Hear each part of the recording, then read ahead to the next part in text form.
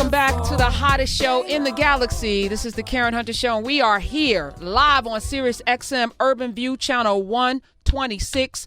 Tomorrow, we commemorate the 50th anniversary of the assassination of Martin Luther King Jr. We were just talking with an author about his last 31 hours, and Paramount actually premieres a documentary, I Am ML King, or I Am MLK.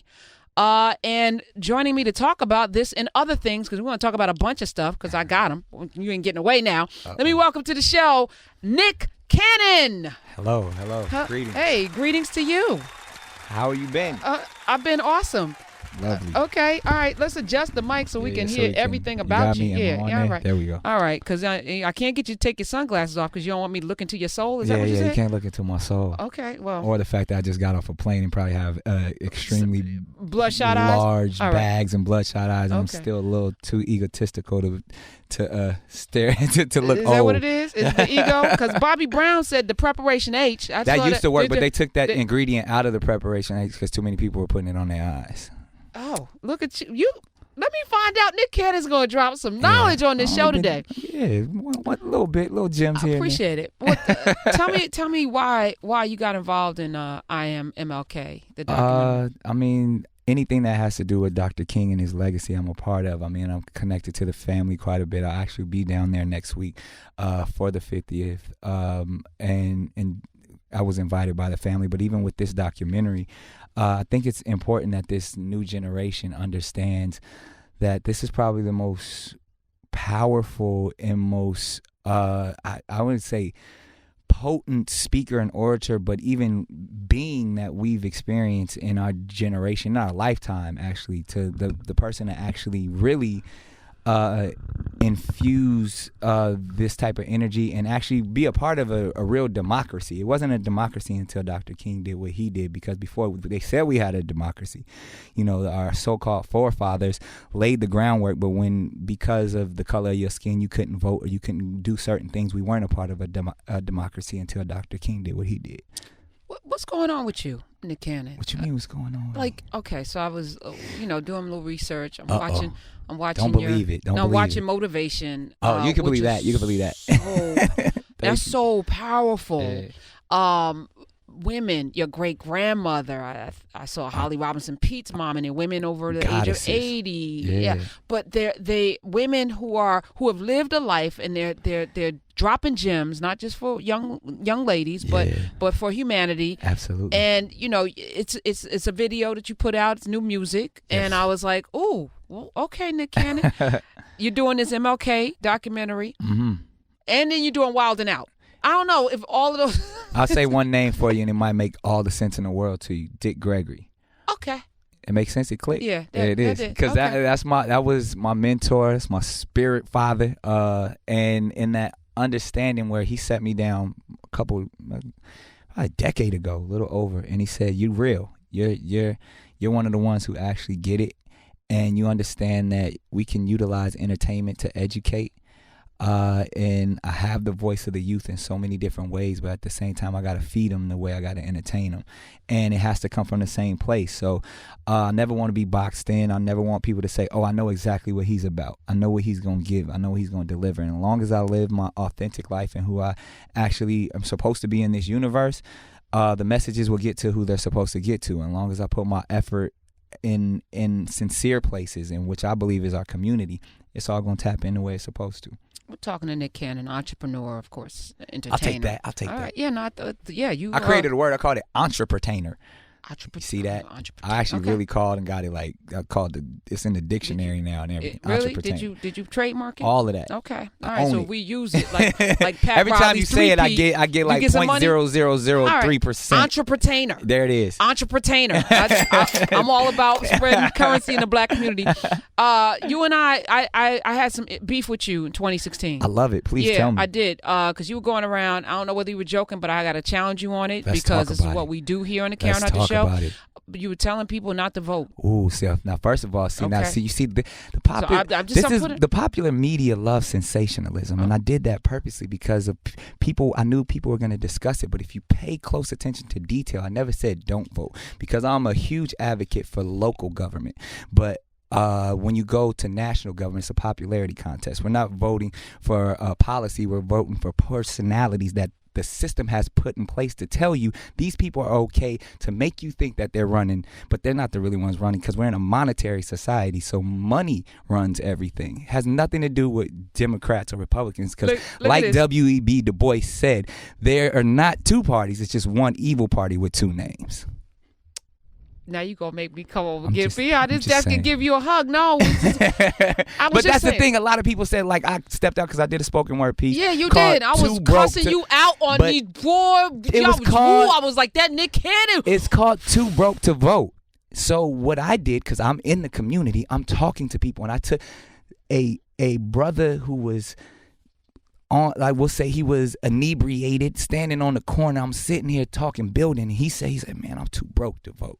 I said, wow, that's powerful. I'm taking that. I'm running with that. I said, do I have your permission to go tell the world what you said? And I spoke from his perspective in that piece of art that riled everyone up and did exactly what it was supposed to do. All right.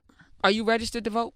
I'm always registered to vote, because that's a right, because people died and fought for that right. Now, does it matter if I'm voting for if it's Hillary Clinton or Donald Trump? But if I'm voting for, you still say it doesn't matter? Wait, hold on. With where we are right now, that was decided. It'd be just as bad. He's just a loudmouth. She was doing the same things, even some things that even are more detrimental to our community. If we really want to talk, she was the one that created the term super predators that were describing my generation. So when I said it was the lesser of two evils, and again, these are the people that they put in place to make us think that we have some kind of control. We don't really have any control. But at the end of the day, if we have control within our community, and the control is when we rally together in local government and we make shifts in our own community and we put our money and our dollars back into our own community. We on message with that. I disagree with you regarding the lesser two evils, or they're both the same. But we'll disagree. We love each other. We'll disagree. Of course, because that's just I don't subscribe to this political system. That's fine. And I actually, you know, a lot of what I do here is reverse social engineering, reverse propagandizing.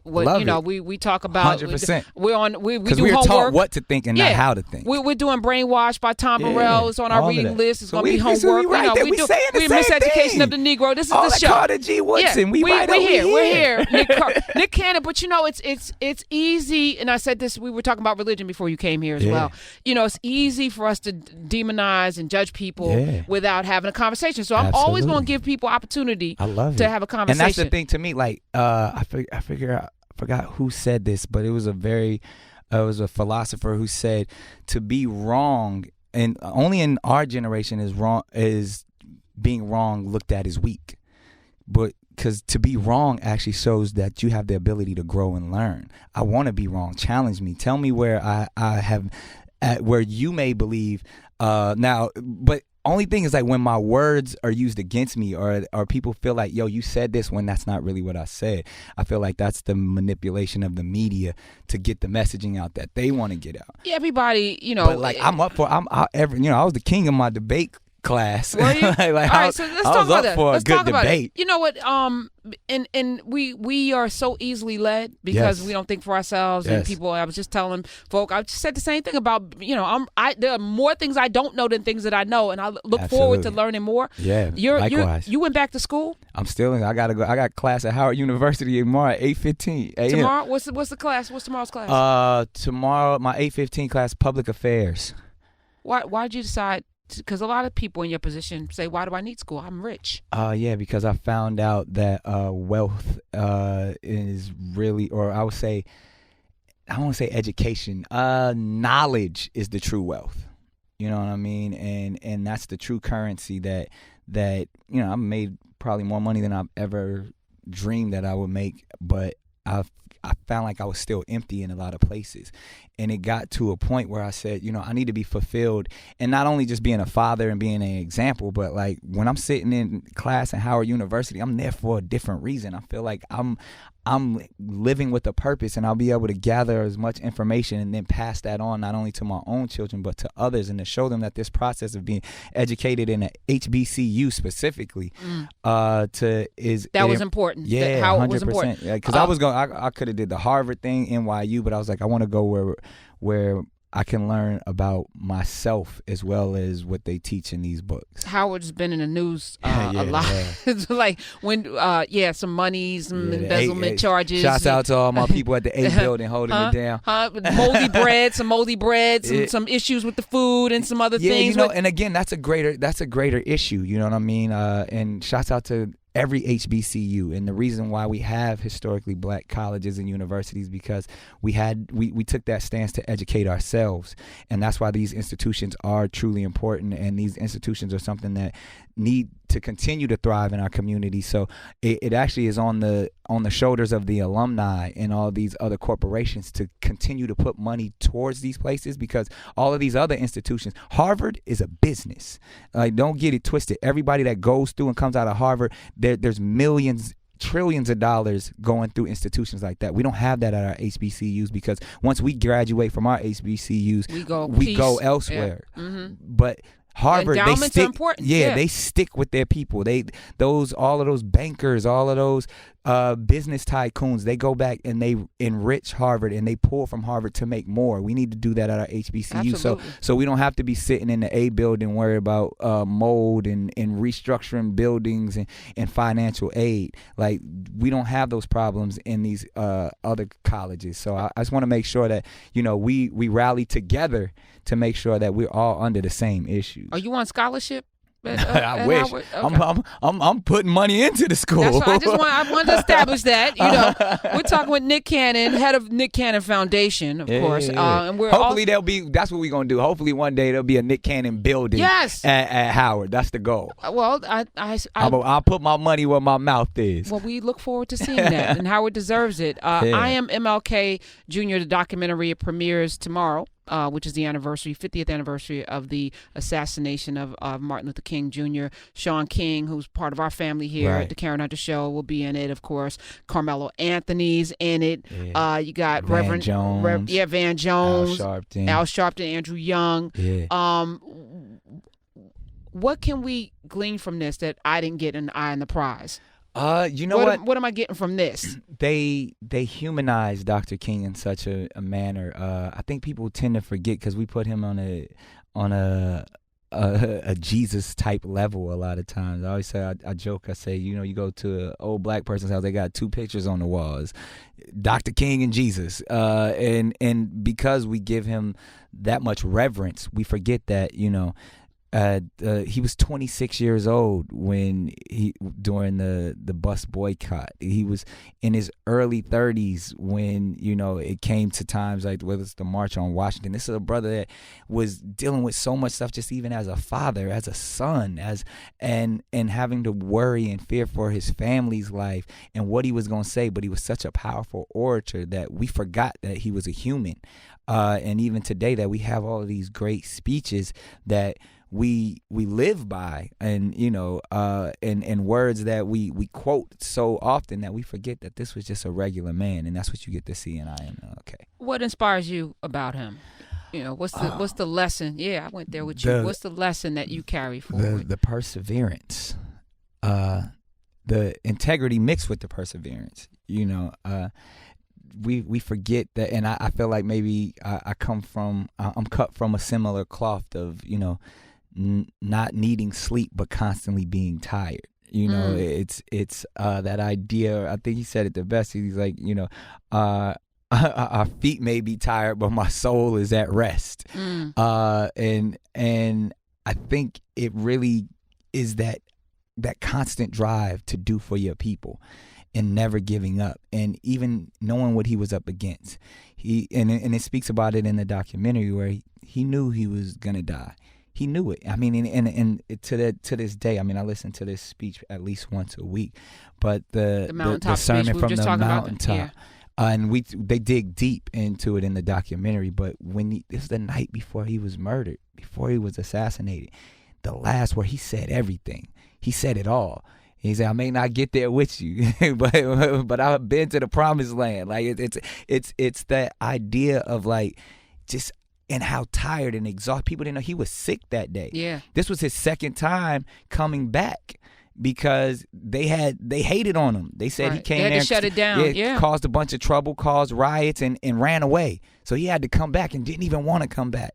But he did it for the people and was murdered the next day. Like it's those type of things to where his spirit was powerful than this realm, and it shows and proves that we still talking about it to this day. Nick Cannon, Howard University student. Yes, first and foremost. Philanthropist. Yes. Criminology major. Okay, all right. And legal communications, double major. Shout out. Are you going to go on to law school? There's law aspects into my legal communication, so I've been taking a lot of law classes, but specifically I think I'm probably write a bunch of books on criminology and following. I didn't want to just jump out there and try to write my Michelle Alexander book without really knowing. So I'm in the jail systems each and every week. I'll actually be in the DC jails facilitating tomorrow. Jails on the West Coast doing a lot of work in the Inside Out program. So just really, truly, when you understand what criminology actually is, it's the study of the black man, and the criminalization of what we believe. So as I dig in deeper, you'll see me be Professor Cannon soon, and you'll see these books. But I don't want to just get out there and be that next entertainer just talking. Yeah, you like want to really have study a foundation. Yeah, and I appreciate that. We're doing a voter registration drive here at Urban View. Please vote. No, Urban View vote. No, but the impetus was that there are 6 million Americans that can't vote because they committed a crime, and they committed a crime in a system that was designed to enslave them. Exactly. So it seems to me not just unfair, but we got to do something about it. So our voter registration drive is a Trojan horse to get to overturning some of these horrible incarceration rates in our country, because it is not just the new Jim Crow, it's the new slavery.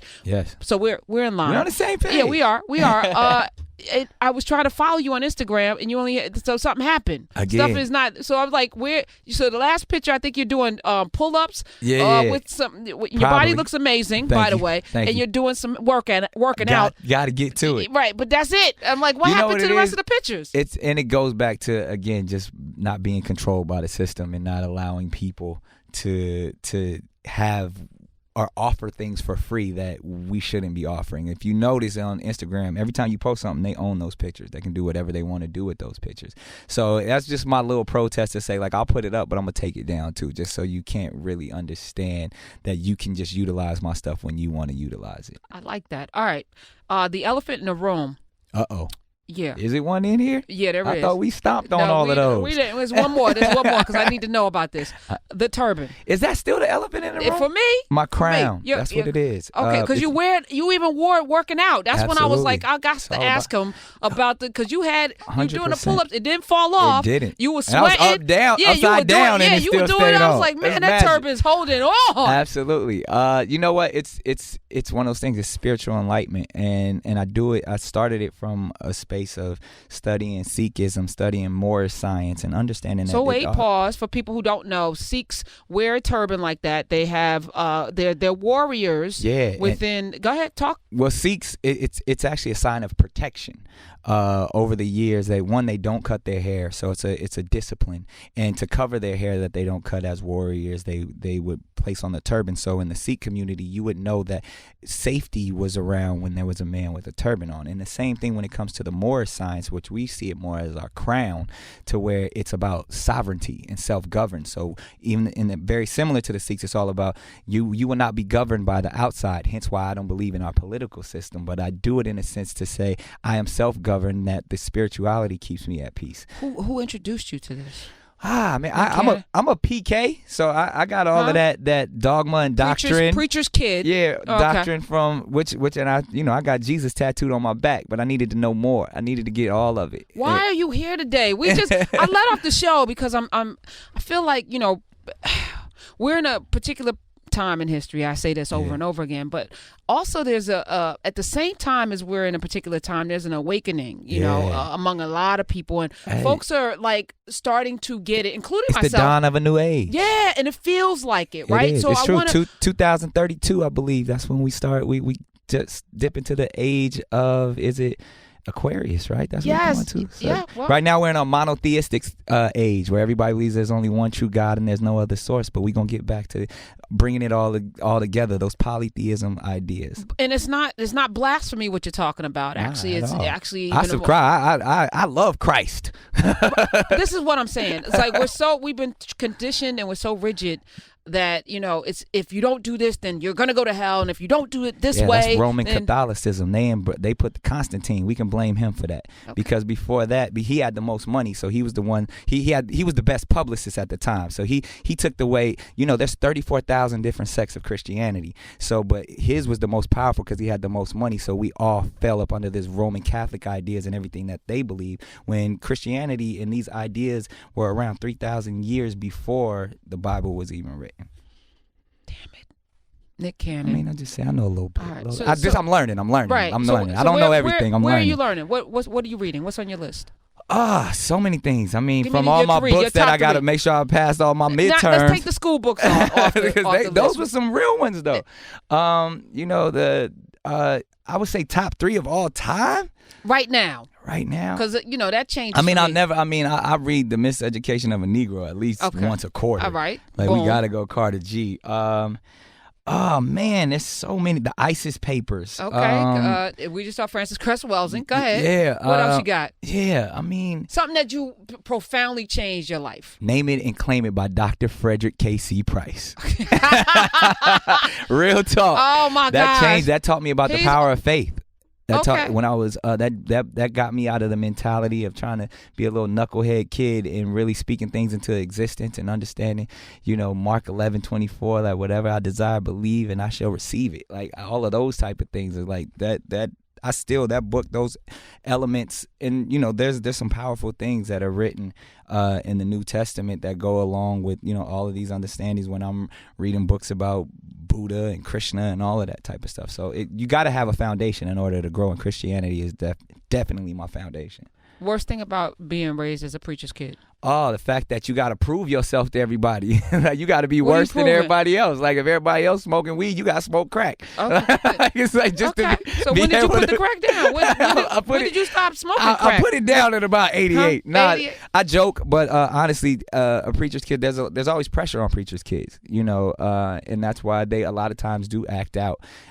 Because they see that type of pressure. You sitting on the front row of the pew, and everybody's looking at you and want you to be perfect when you just like everybody else. The proudest thing about Nick Cannon right now, what are you most proud of? My children. They are adorable. Thank you. I don't get to watch them through your Instagram. I watch them through Mariah's. Yeah. But my Insta stories, I put them on my Insta stories. That's where I find your children. See, she puts pictures up. Yes. I put videos up. Okay. Well, she got videos too. They're adorable. It's not a competition. You sound like her. I'm just telling you that's where I find them. We love them equally. Yeah. Okay. All right. Now, what's next for you? After this documentary, I Am MLK. Again, more. Yeah, the music, the motivation. Okay. We out there, showing the power of the black woman. We will continue to spread that message. That's out, available now. And then we're gonna continue to do more music, more movies. Wildin' Out is in its 12th season. We getting ready to believe. Yeah. We about to shoot in Atlanta. I'm mad at you about that. Why? How you know how many black people I've employed and allowed they take the next you level? and Tyler Perry with that. All right. You know how many generations I have inspired? It's the longest running hip hop show in television history. Created, paid for, and owned by a black man. Completely, all mine. All right, now we opening up restaurants. Right. Now we on tour. Is it vegan? No. Okay. What y'all going pork chops? Yeah, what y'all doing? Just live your life. Eat what you want to eat. You gonna tell people what to eat. Where's your restaurant? We opening our first restaurant Memorial Day weekend on South Beach. Ooh. Yeah, and then we're gonna do San Diego, Atlanta, What's the name? LA. Wildin' Out. That's gonna be a restaurant. Come on now, I got a branding. You're so smart. We got many different verticals. Won't be on Instagram with it. That's all right. No, we'll be on. If I'm selling something, it's gonna be on Instagram. Please believe it. I know how to play that game. You ain't gonna get my personal business, but you get what I'm selling. All right, taxes good. Of course. Okay. Don't play with them. Okay. That's where they want to get you. I'm doing my checklist. That's where they want to get you. I just need to make Never been in trouble with the IRS. I make too much money for that. Nick Cannon, man, let me tell you, you're a pleasant surprise. Well, thank you. Okay. That's how I like to. Never let them see you coming. I know that about. I see you. I see you. you. Even without the glasses. I see. But why they take that ingredient out of preparation H? He does need it. I told y'all I got them bags. I'm fresh off a plane. But you're still wonderful. Your spirit is giving me life today. I'm happy that I got to meet you. Likewise. And I want to support everything that you're doing because you are the truth. Thank Nick you. Cannon, God bless you. God bless you Thank as you well. for being here. Let's play a little bit of inspiration on the way out. Excuse me, motivation. It's inspiration. Inspiration. Let's play some motivation. It's the Karen Hunter Show. We'll be right back.